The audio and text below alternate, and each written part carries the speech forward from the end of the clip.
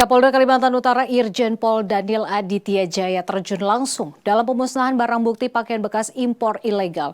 Sebanyak 1.978 karung berukuran besar atau sebanyak 17 kontainer tersebut dimusnahkan di PT Prasdar Pamuna Limba Industri Kabupaten Bogor. Dan dalam kasus ini polisi berhasil menangkap 1 orang tersangka berinisial H.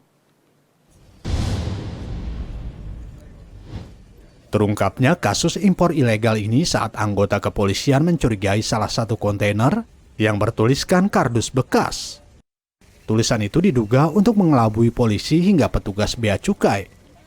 Polisi pun lantas melakukan pemeriksaan terhadap kontainer itu hingga terungkapnya impor ilegal pakaian bekas berasal dari Malaysia dengan jumlah 15 miliar helai milik tersangka berinisial H yang akan dikirim ke wilayah Makassar. Perbankan berdasarkan penyelidikan dan keterangan para saksi bahwa barang beras sebanyak 17 kontainer tersebut adalah milik tersangka inisial H dan berasal dari Malaysia yang dibawa masuk ke Indonesia dengan cara dibawa dari Malaysia menuju perairan Sungai Nyamuk dengan menggunakan kapal Jungkong dan dipindahkan ke speedboat Celebes Jaya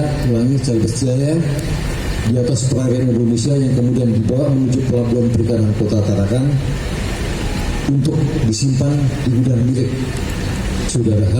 Sebanyak 1.978 karung berukuran besar berisi pakaian bekas tersebut akan dilakukan penghancuran dalam kurun waktu 1 minggu. Pakaian bekas yang kita terima ada sekitar 19 kontainer. Rencananya itu bisa kita akan musnahkan semuanya dalam waktu seminggu sampai 10 hari. Nah, jadi setelah dihancurkan, kan tadi dipotong kecil-kecil ya. Setelah kecil, kemudian diumpankan atau dibakar ke dalam insinerator. Dalam kasus ini, kepolisian juga berhasil mengamankan barang bukti lainnya, yakni uang tunai 315 juta rupiah, 14 unit speedboat, hingga barang berharga dan dokumen.